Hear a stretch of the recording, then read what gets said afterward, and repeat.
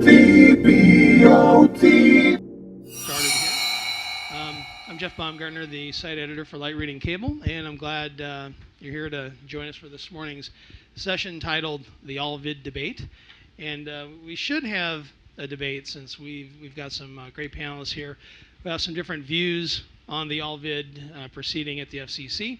But before we start diving into those details, I'm going to introduce the panel to you. On the far left of me, I have Sherry Brennan, the Senior Vice President, Sales, Strategy, and Development, Affiliate Sales and Marketing for Fox.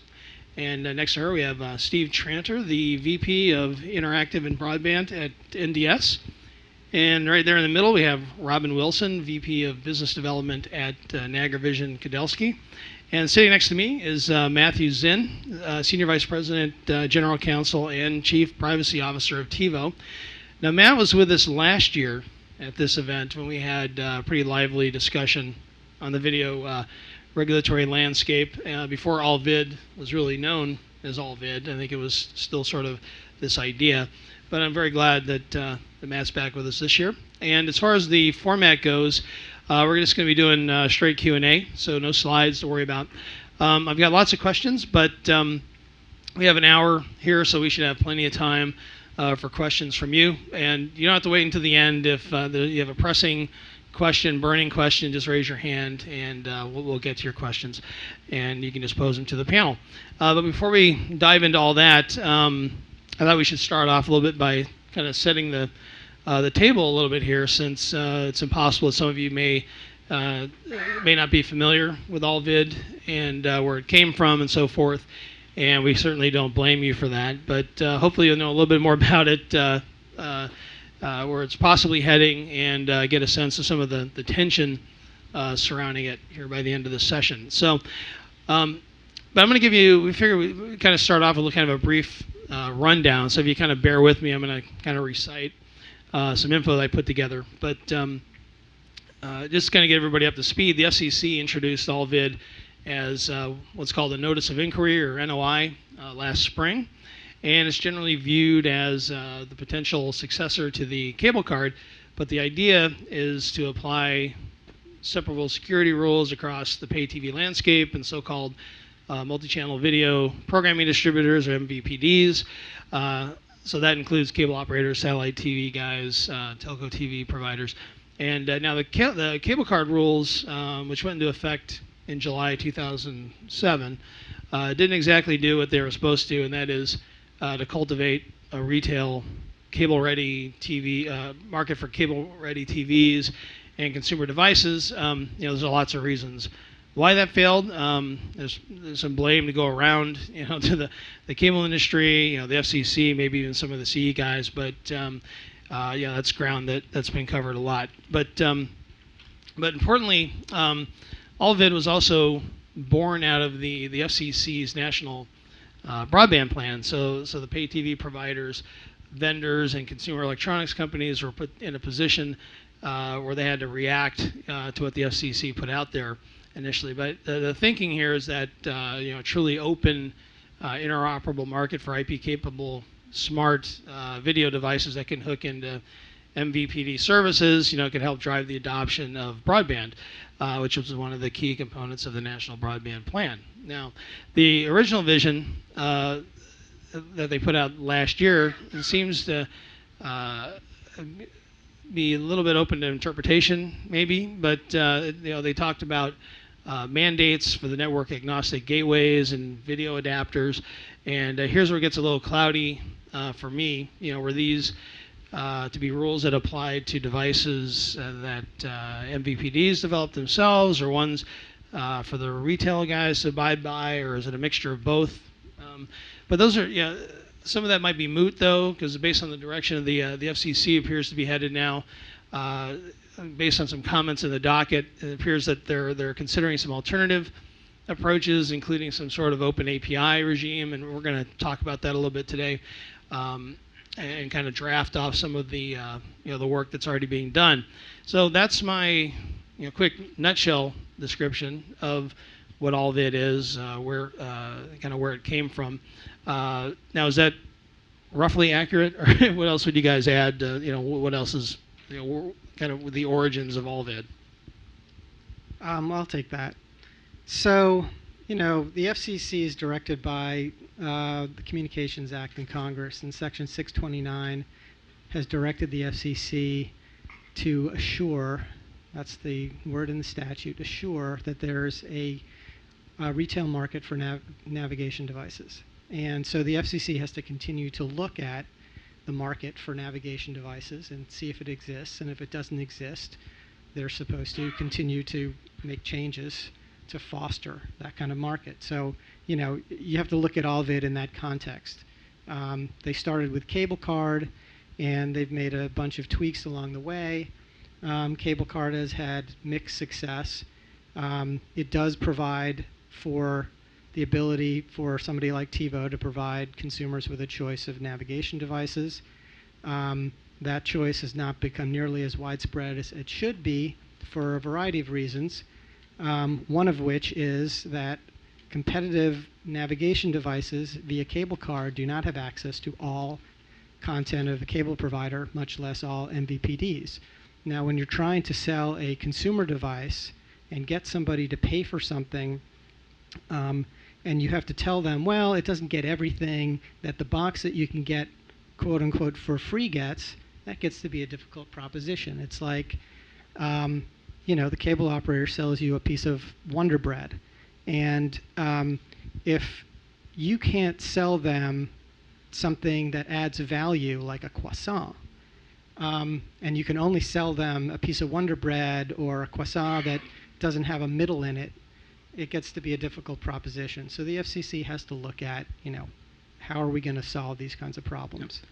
So what is, just kind of get the baseline here, what does AllVid mean, for your company, Robin and Steve, and here, we'll just go down the line. Okay, so our primary interest in AllVid, we do middleware, but we also do security. Our primary interest in AllVid has been the security aspect of it, and so when the NOI came out, it addressed mostly or almost entirely the in-home network, the facing the home and the consumer devices in the home. It really did not address the head end or the MVPD operator facing side of what is presumably a home gateway or some other form of adapter. So we thought that was a bit of an oversight, because absent any improvements in the regime, you would default to cable card. So this nice new shiny home gateway that might be proposed by the NOI would have a cable card or some other semi-functional but undefined form of security. Would it be maybe downloadable, or did they decide? Well, we've been through all the DCAS and PCAS and every alphabet soup version of failures on that, so we're not feeling too positive about that. So we therefore took a great deal of interest and suggested to the FCC that even though they weren't necessarily focusing on that part of the interface, by default they had to. They have to deal with it, and suggested that there might be a better way of dealing with this, which is something called simulcrypt, which actually is, by many people's description, an open API on the security front. Okay. And that really, as simple as that, was our primary interest in suggesting that they don't ignore the other side of a two-way facing device. Okay. Yeah, we'll get into simulcrypt a little bit too. So, and how about you, Steve? Where do you guys kind of fit in with AllVid? Okay. Well, I think I should probably mention that NDS and Nagra, who Robin works for, are actually fierce competitors in this. And you're sitting right next to each other, so. But we love each other. Yeah. But this is an important part when it comes to standards and interoperability. We're actually, arm in arm when it comes to working together for open standards like simulcrypt. And I won't go into the whole what simulcrypt is now, but basically it means that both our systems can work together. They can replace each other. It's a level playing field. So what it does mean is that we both compete on value-added services. We're trying to improve our systems continually against each other so that we have a better offering, and that's what it produces. It produces a competitive marketplace, and we very much believe in an open standard world where the certainly the modules, the components are interoperable, that you can replace one component with another, that it simplifies integration so that when you are putting together a system, deploying a pay TV service, you know that you choose vendor A and vendor B, and you know they're going to work already because they comply with these standards. And that's where standardization is very important, and this is what we've been doing for 15 years now, both Nagra and NDS. When it comes to AllVid, it's less, in my mind, about the standardization and the interoperability. It's more about putting in this network adapter in the home and basically restricting the operator, and the operators are NDS customers here, it restricts them in their ability to reach that customer. So what they're doing is really trying to sort of put a control plane, put a point of transition in where you sort of become, effectively when you look at the NOI, it becomes like you're a distributor of content as an MSO now, up to a point, and then it's a wholesale, and it's up to whoever owns that interface, that CE device, how they present it and aggregate it to that end viewer. So what it's doing is trying to really regulate the service rather than the device components, which is very difficult in a very competitive marketplace that I've just described, where everyone's trying to leapfrog each other, to actually try and restrict that in a moment in time where there's new devices coming out all the time that there'll be new ones we're not aware of, and it can't cater for that, and so therefore it really is taking a moment in history and, if anything, holding back innovation and movement in this area. And I think it could actually hurt the consumer at the end. Now on the programming side, Sherry, so what's kind of, do you really follow AllVid real closely? What does it mean for the programmers at this point? Because we talk about adapters and head ends and, cable boxes and stuff. So. Right. I don't spend my whole day, studying the FCCDocket, but... Good for you. I don't blame you. They do have a really good website, though. You can find everything up there. But no, for us, it's really all about getting our content to the customer in the way the customer wants to get it. So it's kind of hard to argue with the goals of AllVid. They sound great. But the fact of the matter is, from our perspective, the marketplace is developing just fine on its own, and we don't really feel that the FCC needs to get involved and start telling people what kind of devices they can or can't sell or develop. Anybody. So we sort of take a free market approach to this issue, really, which is to let the marketplace, do its job. And I think it's been, pretty interesting to see what's developed in the last few years here in this space. And we don't really see any need to have the government get in the way or in the middle. Well, we don't have anybody from the FCC to really answer this one. So, you guys have been following the docket closely, talking to people. Some of you have been talking to the FCC and on this topic. So what we're still trying to kind of get our hands around is kind of what the status is of the AllVid NOI. I just want to get you guys a sense on when or if the FCC is actually going to present like a notice of proposed rulemaking or otherwise kind of act on AllVid in some way beyond where they are now. It just seems like there's a lot of meetings going on. So, do you get the sense that it's much of a priority right now? When do you think the FCC might actually move on something here? Are they giving you any indication? If you had to guess. Well, I think the this year, the proceedings on this have been preempted by a couple of other, presumably more important issues. So, I believe those are substantially over. So there's a possibility that in the next, let's say, 2 or 3 months, there could be an NPRM. Okay. Well, and we're going to get a new commissioner too, so I guess could depend on that person and what their perspective is, or what, if that's one of their hot issues. I don't know. Yeah. Is AllVid really much of is it kind of a hot potato right now, or is it, do you think it's kind of on the back burner? What's kind of going on at the FCC? I don't know. I don't think any of us can really knowledgeably speculate on this. Okay. This, the agenda at the FCC is set by the chairman, and we don't know, where this is on the chairman's priority list. So, meetings that the Media Bureau has are neither here nor there, because whatever they may decide can get vetoed by the chairman, can get modified by the chairman. I mean, that's just the way it works. So, I don't think any of us are going to give you any great answers. Okay. Maybe Josh has a better idea. I mean, you've heard Bureau staff say a couple times it could be as soon as April. Maybe April? Yeah, that didn't happen. All right. May, maybe June. I think that the staff wants to get it out ASAP, but like Matthew was saying, it's not really up to them sometimes. All right. You know, if you look at even though, as Robin mentioned, there are some things that are off the FCC's plate, they also have a lot of things that are sitting in front of them right now that are getting a lot more attention, both from the mainstream press and the Congress and the Right. White House. So it's tough to say. Yeah. Yeah, it seems like there's still activity going on, but no one's come out to say, okay, we're expecting this or that, and every time the agenda comes up, you just notice that it's not on there, when they do come up with votes. So things up for vote. So one thing I did want to ask Matt and Robin about is earlier this year, this new group, coalition, the AllVid Tech Company Alliance, I think it announced its formation in February, right? Starting off with some big names, in CE, including Google, TiVo, Best Buy, Sony.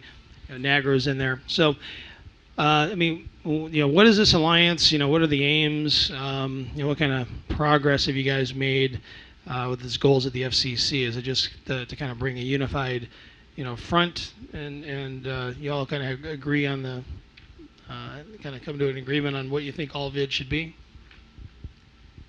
There are a number of companies who are interested in what the FCC is doing or contemplating or thinking about in this area.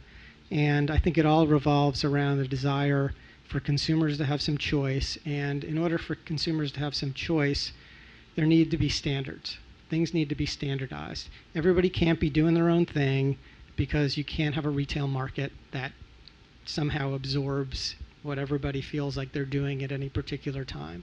So I think that's what the companies in the alliance are focused on, whether it is a piece of physical hardware or something else. There have to be standards somewhere in the network in order for retail devices to get MVPD content and to deal with them in a way that's reliable to the consumer, in a way that works, in a way that can handle changes that are made in the network or by the operator. There are a lot of complexities here, but along the way there need to be standards. Just like the entire telecommunications business is built on standards. The internet is built on standards. Everything that we do is built on standards. And I think that that's the kind of commonality of the people in that group. But do the standards need to be developed? How does that happen? I don't know that we need the FCC mandating what the standard is. Well, let me just jump in here a minute, because there's a step we missed between those two discussions, I think, which gets back to your question here. And I'd like to answer that in a much more simplistic way. The NOI, which I think in commercial terms is sort of equivalent to an RFI, request for information, was out, and it certainly produced a huge amount of debate. It's very, very clear that this is the size of the there were lots of responses. Yeah. So the next step would be the RFQ equivalent, which would be the NPRM. Now that doesn't mean what's in that document has to happen, okay? But it's a lot more definitive, okay? Now, because of all that debate, we thought, gosh, even though we didn't necessarily agree with all the things that went on there, we thought, gosh, this is worthy of a proper debate. So our interest in joining the AllVid Alliance at the most simplistic level was just to ensure that the NPRM wasn't, the draft which exists, wasn't ripped up and thrown away, because a lot of people put a lot of good work in it. And we heard that there has been a lot of lobbying to do that. And I take it very badly that people are secretly lobbying without any public disclosure to get this thing killed. So we were very interested it's an exempt proceeding, therefore you don't have to file all your documents about what you're saying. So we were interested in, if this thing is such a hot potato, let's have a discussion on it. and if it is really not worthy, let's discuss why and that has not happened. So that's our interest before we even get to the next step. Sorry, Robin. I just wanted the earlier point. I have some issue with it because I agree customers want choice. I think it comes from an open standard world because you can interoperate as I described before. But what you described is really trying to standardize competition. So you're not giving the various operators which are out there the ability to differentiate and innovate and experiment. I mean, if AllVid was in place today, you wouldn't see Comcast Xfinity, you wouldn't see Cablevision's service going to the iPad, you wouldn't see Time Warner service. It's going to hold all that back and actually make them all do it the same way through this interface. There's an openness there which allows operators to deliver to different devices and to try things out and to make mistakes, to improve on it and let technology improve and give that. But with what you're describing, the standardizing the home interface is basically saying everyone's going to have the same world. It's a level playing field, and therefore the viewers and the consumers don't get a chance to look at different options and see which one's better. There's no chance for you to stand out, and that's what it's all about, is choice. I think that's categorically untrue. I think what the FCC is trying to do here is to create a common interface. So basically, what their conception is basically every operator would provide a translator in the home, basically a router, right? And what comes into that router is satellite particular, methodology, or cables methodology, or U-versus methodology, however, whatever they're doing in the proprietary network, that comes into this box and it translates into a standard IP interface. And then anybody can make any device that they want. The operator can make a device, a CE company can make a device, Fox Networks could make their own device. Anybody can make whatever their device that understands IP, as long as it, that the router would also handle content protection and authentication and the FCC's robustness rules and all that kind of stuff. So there's no issue about content not being secure. And then people can innovate based on a standard signal. That's all we're talking about. You can still have operators having iPad apps and Xfinity apps and anything that they want to do. It's not holding back innovation in any way. It's unleashing innovation because more people can innovate, more people can differentiate. NDS could make leased boxes. NDS could make retail boxes. NDS could make the router. So who pays for that router? And how do we get 100 million of them in The consumer pays for the router. And what's their just motivation? Just like the consumer pays for the leased set-top box. What's their motivation to do so? Whose motivation? The consumer. Why do 100 million TV households in the United States want to buy a router? They don't buy it. They lease it, just like they lease a set-top box. So somebody buys it. Somebody takes the capital cost on their books. Somebody has to go install it in 100 million homes. And developing it's going to take a year, 2 years, 3 years. I just think the whole thing is silly. We don't need it. It's like. So it's getting in the middle. This is a great argument. We're arguing about the NPRM. The NPRM isn't out. I don't disagree with you on that. Yes, but the thing is, though, you have to have these arguments before they can get that far. So I'm sure the FCC has been getting an earful from both sides. There seems to be a lot of discussion about it, so I'm not so sure I agree there's no discussion. And argue about the document, because you're arguing about something that doesn't exist. You can't argue about a document nobody's seen. Well, to that point, I mean, it doesn't exist, and I think the argument is, well, why is it needed? Because I'll say Nagra and NDS. Right now, we're working together for a solution for Liberty Global for UPC cable in Europe. We're doing a gateway with Nagra security, NDS middleware, and user interface. We're putting that as a gateway device that's going to feed IP around the home. It's effectively an AllVid type device that they're going to be rolling out. We're working together through open standards, APIs there, and it's available. So why are Liberty Global UPC, why are they being told, we're going to create a standard to enable you to do what you're already doing? So my point is, do we need this document? Because the marketplace has already moved on. By the time we do get to the stage where we actually see what we're standardizing, we've already achieved it.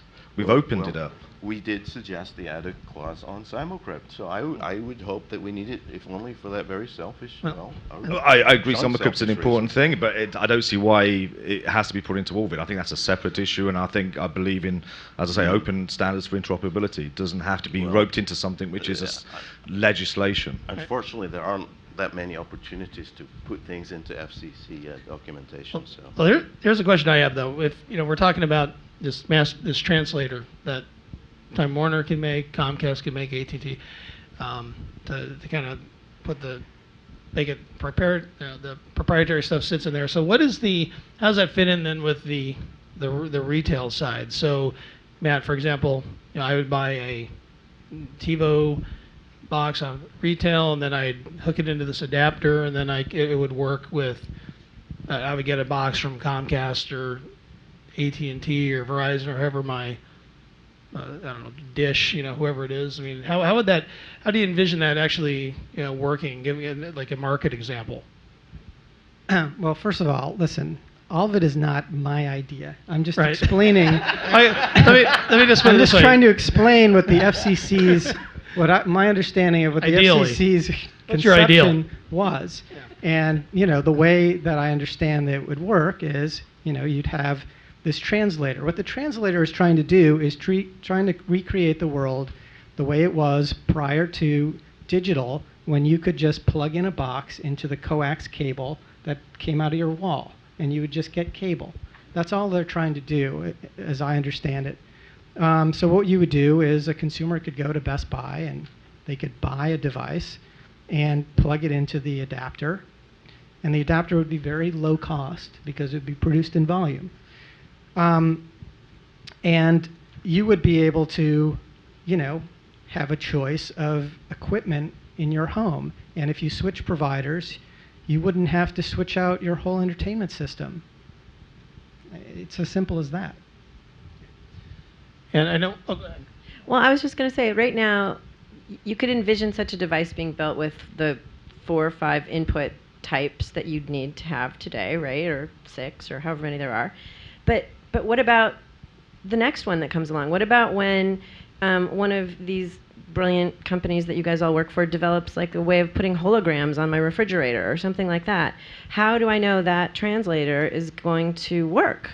And I kind of think there's already enough stuff sitting in people's houses, and they don't really want more. We've seen lots of companies like TiVo come along and try to convince people to buy the next new box or device, and I think you're going to have a lot of consumer wariness about some kind of. It's kind of like World War I was supposed to be the war to end all wars. It didn't exactly work out that way, and I sort of feel like that with this device. Like, it sounds great, but I personally don't believe in it, and I don't even know that you do, Matt. But you're doing a good job of describing it. All right.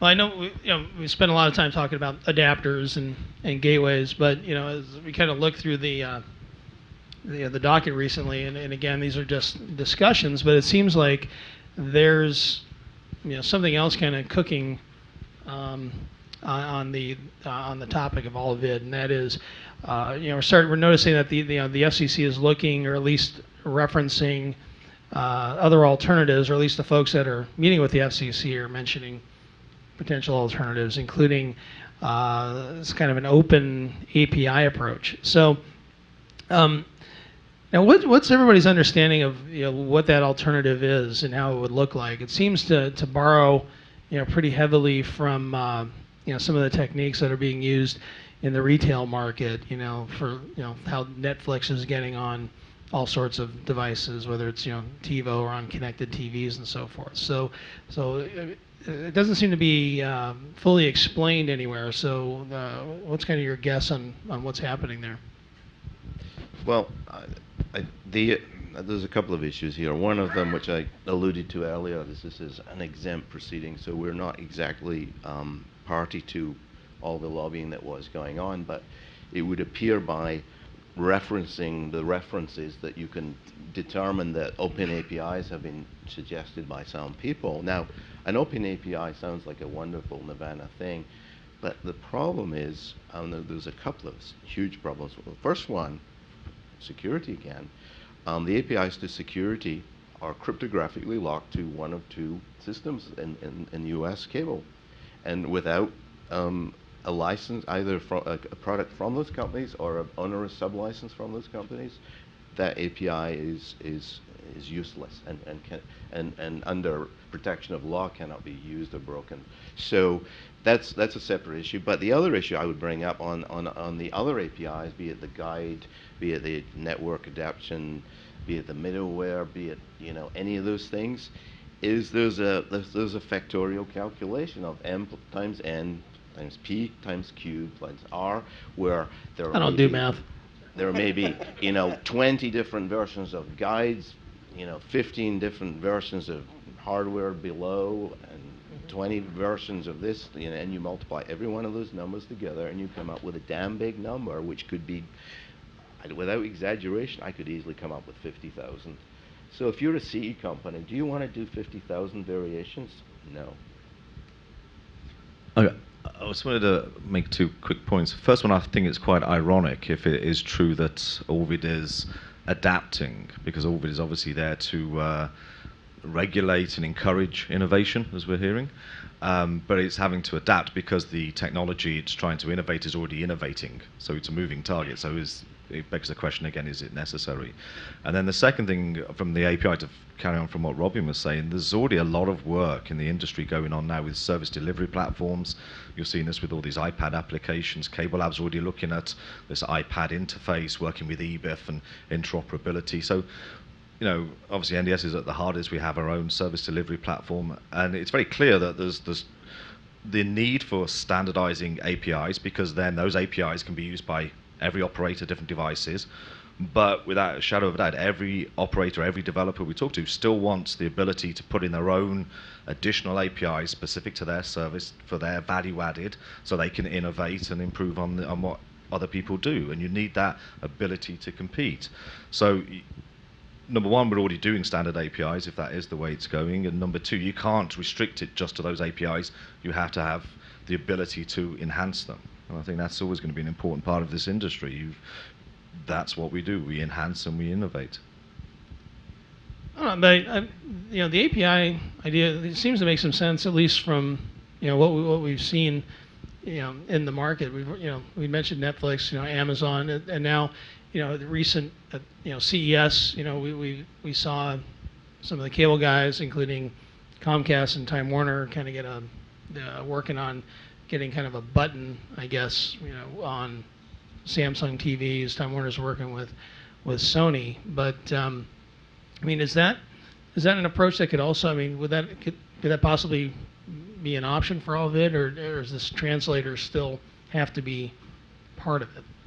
If you can deliver that content over IP. I don't think it's a viable option for the reasons that Robin suggested. It's mathematically impossible to create a retail device that has to handle, all these every API. First of all, I don't think cable could develop an open API. Openness in cable are kind of anathema. And an open API, something like Netflix has, Netflix's entire business is dependent on their API and making sure that it works on all these different platforms. I don't think there's anybody else in the MVPD industry who has those same incentives to make a thing work on all these different platforms. Time Warner wants to make their application work on a Samsung TV. That's one-to-one. That's not one-to-many. So I think it's just too complex to think of something like that working.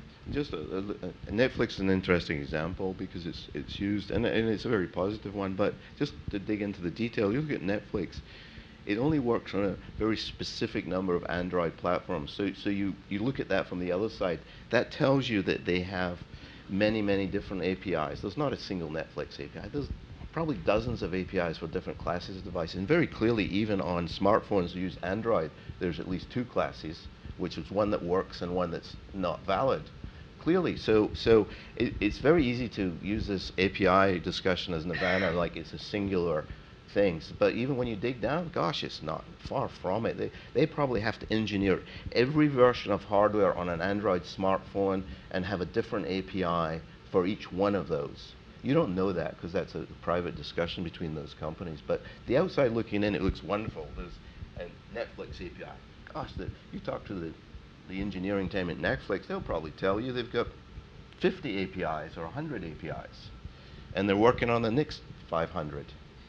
So beware from PowerPoint engineering. Now,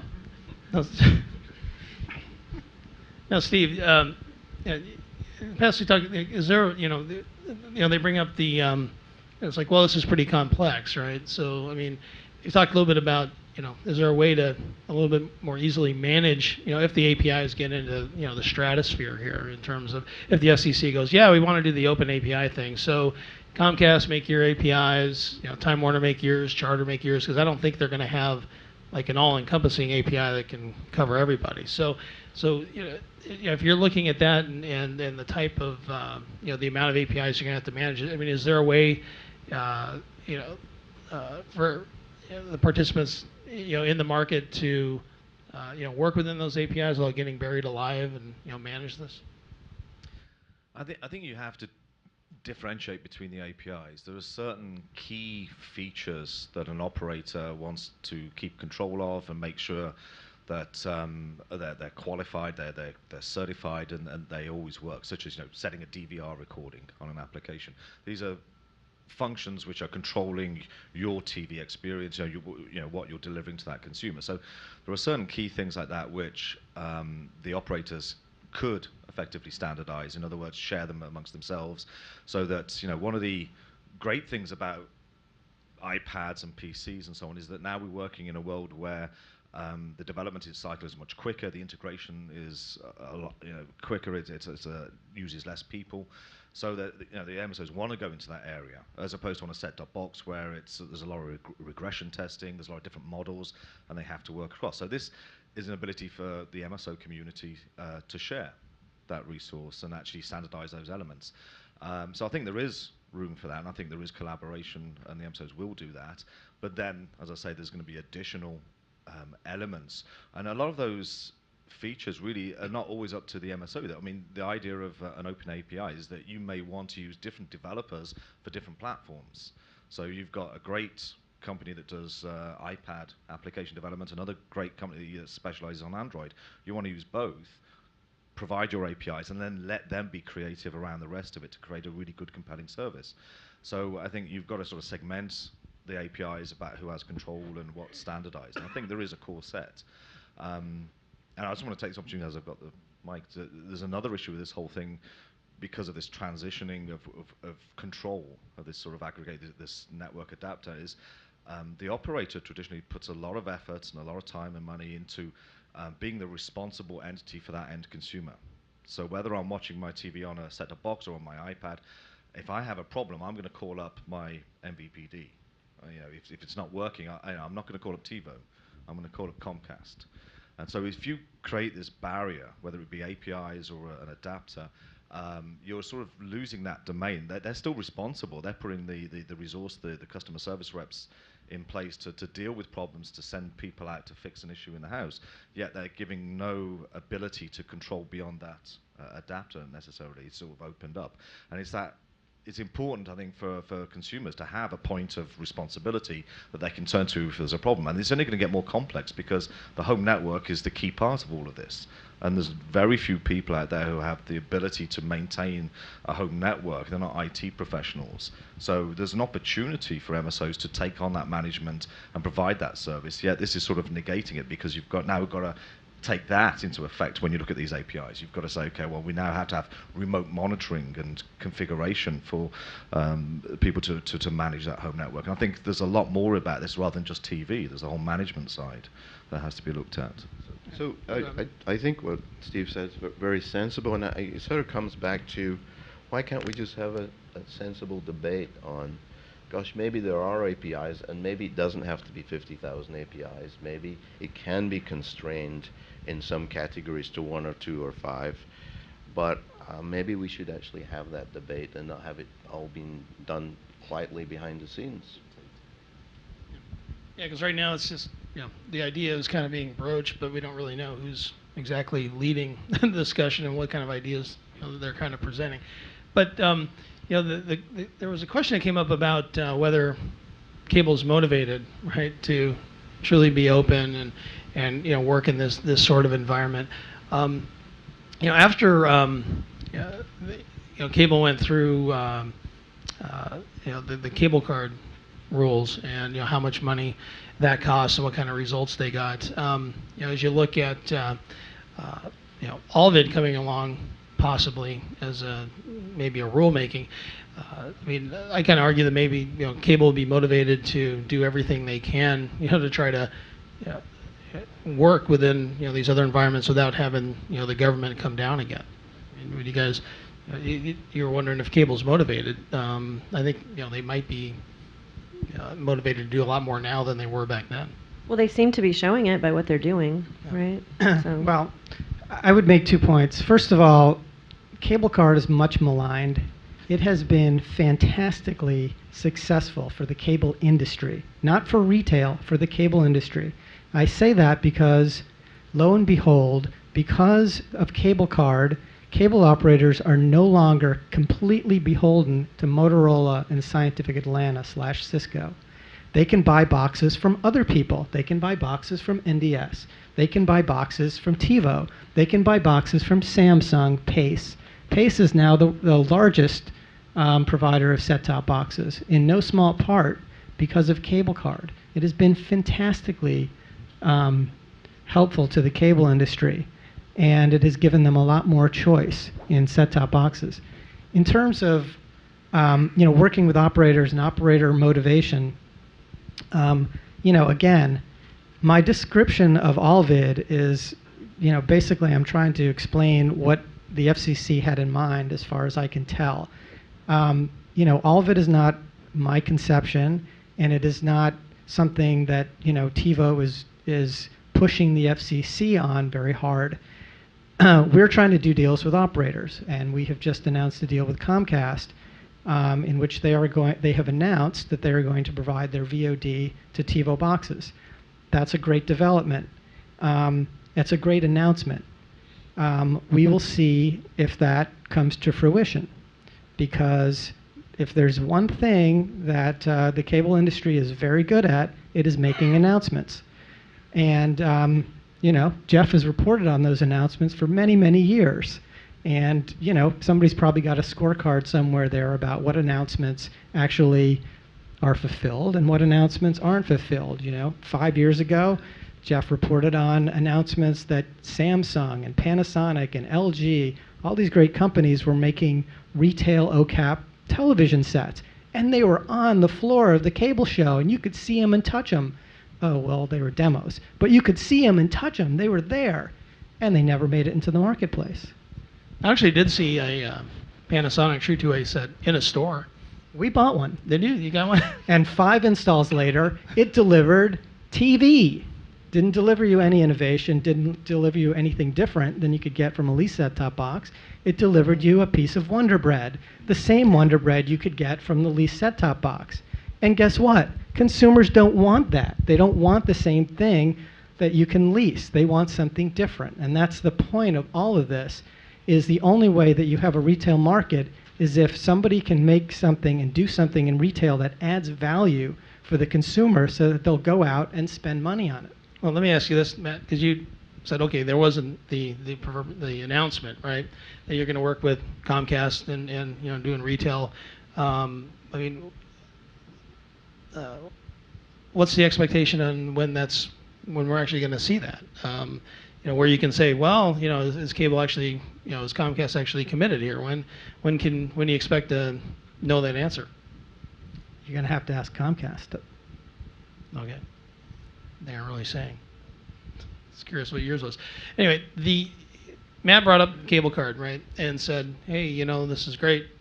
It was great for cable because they could open up the box suppliers, but yet did it really do enough to break the duopoly? Because still, the conditional access is, for the most part, is still Motorola or Cisco / Scientific Atlanta. So, I mean, I can argue that that piece of it did not get broken. I don't know, Rob and Steve, if you agree with that, or if it's it was just a good step in the right direction for where you'd like it to go. Okay, so for, one small correction: the majority of Okay. paste boxes out there use DigiCipher decryption. They don't use cable card. That's Yeah, why that's there's a lot of Motorola, it. right. They pay Motorola for the chip that does the decryption. So nothing to do with cable card. That didn't drive their numbers. When you look at, so NDS is the CA provider for Cablevision, and I'm going to help Robin out here with the whole point of Simulcrypt and working together as CA vendors for competition. We are one of 2 conditional access vendors at Cablevision. It's us and Cisco. And now Cablevision were very interesting because they took an approach where they wanted, before cable card came about, they wanted to do separable security. They used smart card, which is predominantly used in the rest of the world. So they'd already showed willingness. So they got reprieve. They didn't have to do cable card quite as soon. In fact, they went down a slightly different path and did a downloadable security, which was what NDS provides, known as OMS. And so this uses a secure, what's called a key ladder or cryptographic tool that's in the chipset, and it's a downloadable Java agent, which then can talk to any CA server that they want to happen to use. At the moment they're using NDS, but it's open to others, and it's freely licensable. So it's an example where they've actually been waived the need to use cable cards. So there's actually gone against. They don't need cable cards in their true two-way boxes because they're using a successful downloadable security. So it's an example where the FCC are doing the right thing. They're not mandating that everybody has to use a cable card. They say, well, okay, this is actually a good solution because it does open it up and allows other CA vendors in there, and it provides competition and it provides choice, and it doesn't follow what was regulated, but we're going to allow this to happen. So I think it's a great example where the FCC allowed innovation, experimentation, and it proved itself in the market, and it now exists, and it can be rolled out elsewhere. So I don't think the FCC have to be quite as strong on these things. Why do they need to get involved when it's already happening? So I agree with what you're saying, that there's a subtle unresolved issue there, I think, and the Cablevision on your behalf or jointly filed, but they filed essentially a waiver document, please excuse us to do this. It would be much better if that was rolled into the proper rules, because we all went through a series of waivers on low-end DTA terminal adapter boxes, and then the bar moved up, and then we didn't need a waiver anymore. So there were some improvements done in opening or getting rid of the need for cable card at the lower end of the market, which was quite useful, but only partially solved some of the problems. And I have to mention 1394. If you want to go back before the cable card, which was the previous legislation, and I'd like to ask what value did that enforcement of adding 1394 to all set-top boxes do to the cable industry? And, I don't think they got to spend a lot of money. I think is what that turned out to be. I have some other questions. Anybody else want to pose anything to the panel? Mike? Since I can't play my iTunes on other devices, what do you think they'll be an all audio? I didn't quite catch all that. What was the question? I mean, so then what's the purpose of all? Well, Why stop at video? Mike, why stop at video? Why all video and not all audio? And this is DEC and ultraviolet. You're on the wrong session. Well, first of all, we have to provide television to the blind. That's what the FCC is working on right now. Okay, good. I mean, anything that brings up a good point, what you're talking about is standards, good, government standards, bad. I mean, let's take history, 1394, or Matt, or even on your lease boxes, analog. You got your UDCPs, your TiVo devices, you have to support analog. So, let's take. But the cable operators are still analog. Some of them are, but you have to support that in your UDCP. But the government does not have a good track record of keeping pace with technology. There was an economic study that was done, compiled at the FCC. They took a quote from Rudyard Kipling, and they said, "Burned and bandaged, the fool goes walking back to fire." That's what they're doing. They're going to regulate. So it kind of comes down to, all right, if you're dealing with government mandate, Matt, you said, well, AllVid can help innovation. There are arguments stating the opposite, that innovation can be ground to a screeching halt because it's going to take time, lots of time to develop these standards. So, I mean, is that, however amount of time it takes, worth it? If there is a pause, or do you think that that's not a valid argument?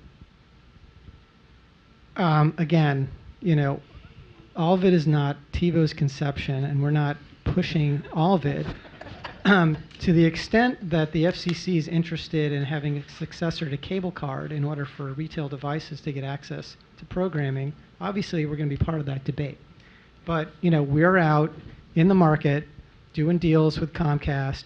We've been out in the market using broadband to get consumers access to on-demand content. Using that crazy thing called the internet that's totally insecure. And years ago people were saying, "Oh, you can't do that." It's even last year the cable industry was telling the FCC how insecure the internet is, and just this year, lo and behold, the internet is being used for iPad applications. So somehow, security has miraculously come and been adopted by everyone. So, things progress, and we continue to. That's not really the internet, right? That's not really what they're doing. They're not putting our content out over the World Wide Web unsecured. They're putting it out over their closed network, and then in the home it goes out over the airwaves to the device. So it's not. It's going outside the home. Isn't Cablevision taking it outside the home? Not No. my signals. No, at the moment it's all inside No. the home. Well, it's over it's within reach of the Wi-Fi router in the home. Yeah, Right. and regardless of that, it's not the pipe that you're protecting. You talk about the internet, you can talk about any transmission protocol. It's actually the content and the business rules and the service that you're protecting. It doesn't matter what it goes between from A to B. It's the device that you're encrypting it with and defining the business rules, and it's the device that you're actually receiving it on. That's the security element, the end piece, not the bit in between. I mean, we secure content over satellite. I mean, that's as open as you can get. So you can say that's unsecure. It's not the transmission. It's actually the protocols and the device that you're receiving it on. That's the important part. Obviously, but you will admit that you can secure content that goes over the internet. We secure content that goes over internet, cable, satellite, and everything.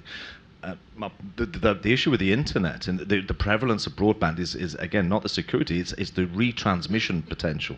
Because if you are going to steal content or hack content, it's the ability to actually now redistribute it around the entire world. And it's actually, the interesting thing is not so much securing the content, because it's pretty obvious if someone's distributing stolen content. It's a very noticeable large amount of bandwidth you're using up.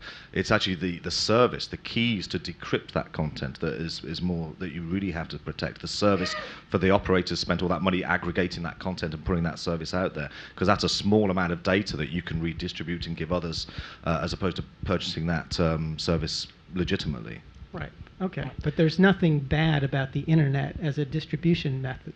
Not at all, apart from quality. So there's a difference between, if you look at an MSO, they have their closed network, their own backbone, which they can control the quality of service on, put CDNs in, as opposed to an unmanaged network, which is the open World Wide Web that Netflix use, for example. And so therefore the quality is not going to be as good. The bandwidth availability, you're going to be sharing it. And so it's not a security issue, it's a quality issue, and what the end result is going to be. You could end up actually giving a poorer experience to your end viewers if you use the open internet rather than the closed network that cable operators have today. Yeah, the debate last year that I'm talking about was a proposal that TiVo uses today, and that we were proposing to the FCC, which is the content comes down the cable pipe and signaling goes up through the public internet. And we had people, cable operators, saying this is totally insecure, we can't do this, there are all these security concerns, blah, blah, blah.